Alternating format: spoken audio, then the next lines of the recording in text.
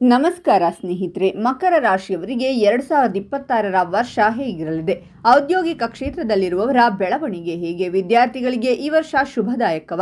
ವ್ಯಾಪಾರಸ್ಥರಿಗೆ ಹೇಗಿದೆ? ಕೌಟುಂಬಿಕ ಜೀವನ ಹೇಗಿರಲಿದೆ? ಆರೋಗ್ಯ, ಆರ್ಥಿಕ ಸ್ಥಿತಿಯಲ್ಲಿ ಶುಭ ಫಲಗಳಿವೆಯಾ ಅಥವಾ ಅಶುಭ ಫಲಗಳಿವೆಯಾ ಎನ್ನುವ ಸಂಪೂರ್ಣ ಮಾಹಿತಿಯನ್ನ ಈ ವಿಡಿಯೋದಲ್ಲಿ ಹೇಳ್ತೀನಿ. ಸ್ಕಿಪ್ ಮಾಡದೆ ಕೊನೆಯವರೆಗೂ ನೋಡಿ. ಅದಕ್ಕೂ ಮುನ್ನ ಮಕರ ರಾಶಿಯವರ ಬಗ್ಗೆ ಇನ್ನೂ ಹೆಚ್ಚಿನ ಮಾಹಿತಿಗಾಗಿ ವಿಡಿಯೋಗೆ ಲೈಕ್ ಮಾಡಿ. ಹಾಗೆ ನೀವಿನ್ನೂ ನಮ್ಮ ಜ್ಯೋತಿಷ್ಯ ದರ್ಶನ ಚಾನಲ್ಗೆ ಸಬ್ಸ್ಕ್ರೈಬ್ ಆಗಿಲ್ಲ ಅಂದರೆ ಈಗಲೇ ಸಬ್ಸ್ಕ್ರೈಬ್ ಮಾಡಿ. ಹಾಗೆ ಪಕ್ಕದಲ್ಲಿ ಬರೋ ಬೆಲ್ ಐಕಾನ್ ಅನ್ನು ಕ್ಲಿಕ್ ಮಾಡಿ. ನಿಮ್ಮ ಸಮಸ್ಯೆಗಳಾದಂತಹ ಸತಿಪತಿ ಕಲಹ, ಪ್ರೀತಿಯಲ್ಲಿ ಮೋಸ, ಭೂಮಿ ವಿಚಾರ, ಕೋರ್ಟ್ ಕೇಸ್, ವ್ಯಾಪಾರ, ಹಣಕಾಸಿನ ತೊಂದರೆ, ಸಾಲಬಾಧೆ, ಸ್ತ್ರೀಯರು, ಗುಪ್ತ ಸಮಸ್ಯೆ, ಹೀಗೆ ಹಲವಾರು ಸಮಸ್ಯೆಗಳಿಗೆ ಶಾಶ್ವತ ಪರಿಹಾರ ಮಾಡಿಕೊಡುತ್ತಾರೆ. ಡಿಸ್ಪ್ಲೇ ಮೇಲೆ ಕಾಣುವ ಗುರೂಜಿ ನಂಬರ್ಗೆ ಒಮ್ಮೆ ಕರೆ ಮಾಡಿ. ಈ ವರ್ಷವು ನಿಮ್ಮ ಜೀವನದಲ್ಲಿ ಕಠಿಣ ಪರಿಶ್ರಮ, ಆತ್ಮವಿಶ್ವಾಸ, ಆತ್ಮಾವಲೋಕನ ಮತ್ತು ಶಾಶ್ವತ ಬದಲಾವಣೆಯ ಸಂಯೋಜನೆಯನ್ನು ತರುತ್ತದೆ. ಈ ವರ್ಷ ಬಾಹ್ಯ ಸಂದರ್ಭಗಳಿಗಿಂತ ಹೆಚ್ಚಾಗಿ ನಿಮ್ಮ ಪ್ರಯತ್ನಗಳು ಮತ್ತು ನಿರ್ಧಾರ ತೆಗೆದುಕೊಳ್ಳುವ ಸಾಮರ್ಥ್ಯಗಳನ್ನು ನಂಬಲು ನಿಮಗೆ ಕಲಿಸುತ್ತದೆ. ವರ್ಷದ ಆರಂಭದಿಂದ 3ನೇ ಮನೆಯಲ್ಲಿ ಶನಿಯ ಸಂಚಾರವು ಕೆಲಸ ಆಧಾರಿತ ವಿಧಾನವನ್ನು ಅಳವಡಿಸಿಕೊಳ್ಳಲು ನಿಮ್ಮನ್ನು ಪ್ರೇರೇಪಿಸುತ್ತದೆ. ಜನವರಿ 1ರಿಂದ ಶನಿ ವರ್ಷವಿಡೀ 3ನೇ ಮನೆಯಲ್ಲಿ ಉಳಿಯುತ್ತಾನೆ.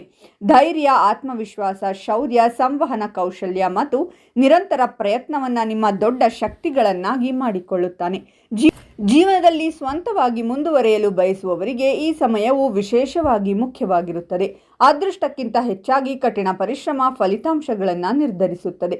ಮಕರ ರಾಶಿಯವರಿಗೆ ಜುಲೈ 27ರಿಂದ ಶನಿಯ ಹಿಮ್ಮುಖ ಚಲನೆಯು ವರ್ಷದ ಮಧ್ಯದಲ್ಲಿ ಕೆಲವು ಕೆಲಸಗಳಲ್ಲಿ ವಿಳಂಬದಿಂದಾಗಿ ಸಮಸ್ಯೆಗಳನ್ನುಂಟು ಮಾಡುತ್ತದೆ. ಮಾನಸಿಕ ಒತ್ತಡ ಮತ್ತು ಪ್ರಯತ್ನಗಳಿಗೆ ಹೆಚ್ಚುವರಿ ಪ್ರಯತ್ನ ಬೇಕಾಗಬಹುದು. ಈ ಅವಧಿಯು ನಿಮ್ಮ ತಾಳ್ಮೆಯನ್ನು ಪರೀಕ್ಷಿಸುತ್ತದೆ ಮತ್ತು ನೀವು ಹಿಂದಿನ ನಿರ್ಧಾರಗಳನ್ನು ಮರುಪರಿಶೀಲಿಸಬೇಕಾಗಬಹುದು. ಡಿಸೆಂಬರ್ 11ರಿಂದ ಶನಿಯ ನೇರ ಚಲನೆಯೊಂದಿಗೆ ವರ್ಷದ ಅಂತಿಮ ಹಂತವು ಸ್ಪಷ್ಟತೆಯನ್ನು ತರುತ್ತದೆ. ಆತ್ಮವಿಶ್ವಾಸ ಮರಳುತ್ತದೆ ಮತ್ತು ಸ್ಥಗಿತಗೊಂಡ ಕೆಲಸಗಳು ವೇಗವನ್ನು ಪಡೆಯುತ್ತವೆ. ಆರ್ಥಿಕ ಸ್ಥಿತಿ ಹೇಗಿದೆ ಅಂತ ನೋಡೋದಾದ್ರೆ 2026ರಲ್ಲಿ ಮಕರ ರಾಶಿಯವರಿಗೆ ಆರ್ಥಿಕ ವಿಷಯಗಳಲ್ಲಿ ಪ್ರಗತಿ ಕಂಡುಬರುತ್ತದೆ. 3ನೇ ಮನೆಯಲ್ಲಿ ಶನಿಯ ಸಂಚಾರವು ಆದಾಯವನ್ನು ಹೆಚ್ಚಿಸಲು ಹೊಸ ಪ್ರಯತ್ನಗಳನ್ನು ಪ್ರೋತ್ಸಾಹಿಸುತ್ತದೆ. ಹೆಚ್ಚುವರಿ ಕೆಲಸ, ಉಪಯೋಜನೆಗಳು ಅಥವಾ ಕೌಶಲ್ಯ ಆಧಾರಿತ ಕೆಲಸವು ನಿಮ್ಮ ಗಳಿಕೆಯನ್ನು ಹೆಚ್ಚಿಸುತ್ತದೆ. ನಿಮ್ಮ ಗಳಿಕೆ ನಿಧಾನವಾದರೂ ಸ್ಥಿರವಾಗಿ ಮುಂದುವರಿಯುತ್ತದೆ. ಜನವರಿ 1ರಿಂದ ಜೂನ್ 2ರವರೆಗೆ 6ನೇ ಮನೆಯಲ್ಲಿ ಗುರುವಿನ ಸಾಗಣೆಯು ವೆಚ್ಚಗಳು ಮತ್ತು ಜವಾಬ್ದಾರಿಗಳನ್ನು ಹೆಚ್ಚಿಸಬಹುದು, ವಿಶೇಷವಾಗಿ ಆರೋಗ್ಯ, ಸಾಲ ಅಥವಾ ಕುಟುಂಬದ ಜವಾಬ್ದಾರಿಗಳು. ಈ ಅವಧಿಯಲ್ಲಿ ನೀವು ನಿಮ್ಮ ಬಜೆಟ್ ಬಗ್ಗೆ ಜಾಗರೂಕರಾಗಿರಬೇಕು ಮತ್ತು ಅನಗತ್ಯ ಖರ್ಚುಗಳನ್ನು ತಪ್ಪಿಸಬೇಕು. ವರ್ಷದ ಉತ್ತರಾರ್ಧದಲ್ಲಿ ಗುರುವಿನ 7ನೇ ಮನೆಗೆ ಪ್ರವೇಶವು ಆರ್ಥಿಕ ಪ್ರಗತಿಯನ್ನು ತರುತ್ತದೆ. ಪಾಲುದಾರಿಕೆಗಳು ಮತ್ತು ವ್ಯವಹಾರ ಒಪ್ಪಂದಗಳು ಪ್ರಯೋಜನಕಾರಿ.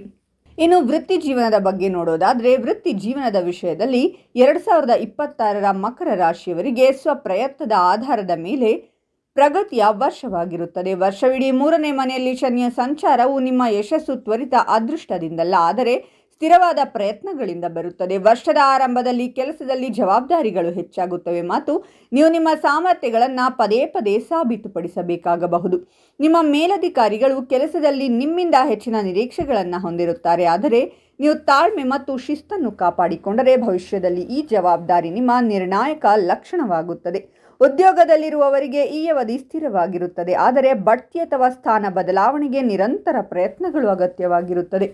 ಜುಲೈ 27ರಿಂದ ಶನಿಯ ಹಿಮ್ಮೆಟ್ಟುವಿಕೆಯ ಚಲನೆಯ ನಂತರ ನಿರ್ಧಾರಗಳಲ್ಲಿ ಕೆಲವು ಗೊಂದಲಗಳು, ಕೆಲಸದಲ್ಲಿ ವಿಳಂಬಗಳು ಅಥವಾ ಯೋಜನೆಗಳಲ್ಲಿ ಬದಲಾವಣೆಗಳುಂಟಾಗಬಹುದು.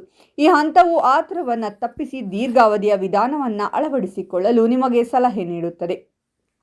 ಡಿಸೆಂಬರ್ ನಂತರ ಶನಿಯ ನೇರ ಚಲನೆಯು ಕೆಲಸದ ಸ್ಥಳಕ್ಕೆ ಸ್ಪಷ್ಟತೆಯನ್ನು ತರುತ್ತದೆ ಮತ್ತು ಬಾಕಿ ಇರುವ ಯೋಜನೆಗಳು ಪುನರಾರಂಭಗೊಳ್ಳುತ್ತವೆ. ಜನವರಿ 1ರಿಂದ ಜೂನ್ 2ರವರೆಗೆ 6ನೇ ಮನೆಯಲ್ಲಿ ಗುರುವಿನ ಸಂಚಾರವು ಸ್ಪರ್ಧೆ, ಕೆಲಸದ ಹೊರೆ ಮತ್ತು ಸವಾಲುಗಳನ್ನು ಹೆಚ್ಚಿಸಬಹುದು, ಆದರೆ ಇದು ನಿಮ್ಮ ದಕ್ಷತೆ ಮತ್ತು ಅನುಭವವನ್ನು ಹೆಚ್ಚಿಸುತ್ತದೆ. ಜೂನ್ 2ರ ನಂತರ 7ನೇ ಮನೆಗೆ ಗುರುವಿನ ಪ್ರವೇಶವು ವ್ಯವಹಾರ, ಪಾಲುದಾರಿಕೆ, ಸಮಾಲೋಚನೆ ಮತ್ತು ಸಾರ್ವಜನಿಕ ವ್ಯವಹಾರಗಳಿಗೆ ಅತ್ಯಂತ ಅನುಕೂಲಕರವಾಗಿರುತ್ತದೆ. ಇನ್ನು ವೈವಾಹಿಕ ಜೀವನ ಹೇಗಿರುತ್ತೆ ಅಂದರೆ 2026ರ ವರ್ಷವು ನಿಮ್ಮ ವೈವಾಹಿಕ ಜೀವನಕ್ಕೆ ತುಂಬ ಒಳ್ಳೆಯದಾಗಿರುತ್ತೆ. ನಿಮ್ಮ ಸಂಗಾತಿಯ ನಡುವೆ ತಿಳುವಳಿಕೆ ಇರುತ್ತದೆ. ಪ್ರತಿಯೊಂದು ಸಂದರ್ಭದಲ್ಲೂ ನಿಮ್ಮ ಜೀವನ ಸಂಗಾತಿಯು ನಿಮ್ಮ ಹಿಂದೆ ನಿಲ್ಲುತ್ತಾರೆ.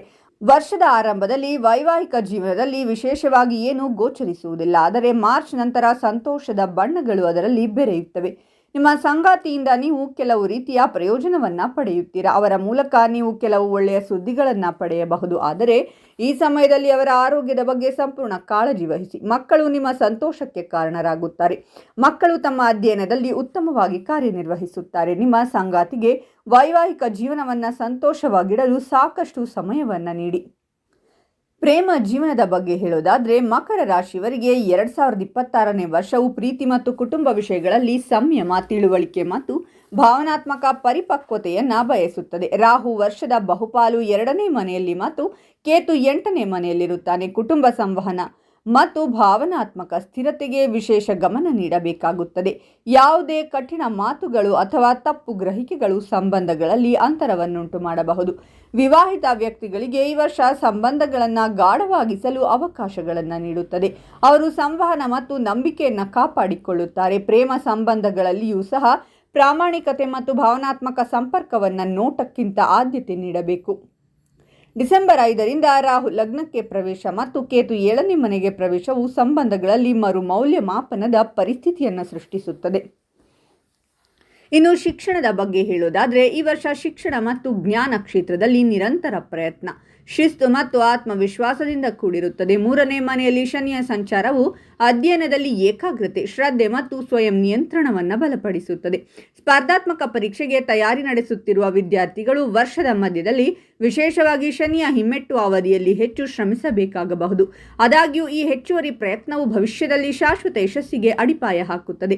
ಜೂನ್ 2ರ ನಂತರ ಗುರುವಿನ 7ನೇ ಮನೆಗೆ ಪ್ರವೇಶವು ಶಿಕ್ಷಕರು, ಮಾರ್ಗದರ್ಶಕರು ಮತ್ತು ಸಲಹೆಗಾರರಿಂದ ಬೆಂಬಲವನ್ನು ತರುತ್ತದೆ. ಈ ವರ್ಷ ಉನ್ನತ ಶಿಕ್ಷಣ, ವೃತ್ತಿಪರ ಕೋರ್ಸ್ಗಳು ಮತ್ತು ಕೌಶಲ್ಯ ಅಭಿವೃದ್ಧಿಗೆ ಸಕಾರಾತ್ಮಕ ನಿರ್ದೇಶನವನ್ನು ಒದಗಿಸುತ್ತದೆ. ಇನ್ನು ಆರೋಗ್ಯದ ವಿಷಯದ ಬಗ್ಗೆ ಹೇಳೋದಾದರೆ ಈ ವರ್ಷ ಮಕರ ರಾಶಿಯವರಿಗೆ ಆರೋಗ್ಯದ ವಿಷಯಕ್ಕೆ ಬಂದಾಗ ಶಿಸ್ತು ಮತ್ತು ಮಾನಸಿಕ ಸಮತೋಲನದ ಅಗತ್ಯವಿದೆ. ವರ್ಷವಿಡೀ 3ನೇ ಮನೆಯಲ್ಲಿ ಶನಿಯ ಸಂಚಾರವು ನಿಮ್ಮ ಶಕ್ತಿಯನ್ನು ಸ್ಥಿರವಾಗಿರಿಸುತ್ತದೆ. ಆದರೆ ಜುಲೈ 27ರಿಂದ ಡಿಸೆಂಬರ್ 11ರವರೆಗೆ ಶನಿಯ ಹಿಮ್ಮುಖ ಹಂತದಲ್ಲಿ ಆಯಾಸ, ಒತ್ತಡ ಮತ್ತು ಮಾನಸಿಕ ಒತ್ತಡ ಹೆಚ್ಚಾಗಬಹುದು. 6ನೇ ಮನೆಯಲ್ಲಿ ಗುರುವಿನ ಸಂಚಾರವು ದೀರ್ಘಕಾಲದ ಕಾಯಿಲೆಗಳು ಅಥವಾ ಜೀವನ ಶೈಲಿಯ ಸಮಸ್ಯೆಗಳನ್ನು ಪರಿಹರಿಸಲು ಸೂಚಿಸುತ್ತದೆ. ಈ ಸಮಯದಲ್ಲಿ ನಿಯಮಿತ ವ್ಯಾಯಾಮ, ಸಮತೋಲಿತ ಆಹಾರ ಮತ್ತು ಸಾಕಷ್ಟು ವಿಶ್ರಾಂತಿ ಅತ್ಯಗತ್ಯ. ವರ್ಷದ ಕೊನೆಯಲ್ಲಿ ರಾಹು ಲಗ್ನಕ್ಕೆ ಪ್ರವೇಶಿಸುವುದರಿಂದ ಮಾನಸಿಕ ಚಡಪಡಿಕೆ ಮತ್ತು ಅಸ್ಥಿರತೆ ಹೆಚ್ಚಾಗಬಹುದು. ಇನ್ನು 2026ರಲ್ಲಿ ಮಕರ ರಾಶಿಯವರಿಗೆ ವಾಹನ ಅಪಘಾತವಾಗುವ ಸಂಭವವಿದೆ. ಹಾಗಾಗಿ ಎಚ್ಚರಿಕೆಯಿಂದ ವಾಹನ ಚಲಾಯಿಸಿ. ನೋಡಿದ್ರಲ್ಲ ಸ್ನೇಹಿತರೆ, ಮಕರ ರಾಶಿಯವರ 2026ರ ಭವಿಷ್ಯ ಹೇಗಿದೆ ಅಂತ. ಓಂ ಶನೇಶ್ವರಾಯ ನಮಃ ಅಂತ ಕಾಮೆಂಟ್ ಮಾಡಿ. ಈ ವಿಡಿಯೋವನ್ನು ನಿಮ್ಮ ಎಲ್ಲ ಸ್ನೇಹಿತರು ಹಾಗೂ ಸಂಬಂಧಿಕರಿಗೂ ಶೇರ್ ಮಾಡಿ. ಮಕರ ರಾಶಿಯವರ ಪ್ರತಿ ತಿಂಗಳ ಭವಿಷ್ಯಕ್ಕಾಗಿ ನಮ್ಮ ಚಾನಲನ್ನು ಸಬ್ಸ್ಕ್ರೈಬ್ ಮಾಡಿ.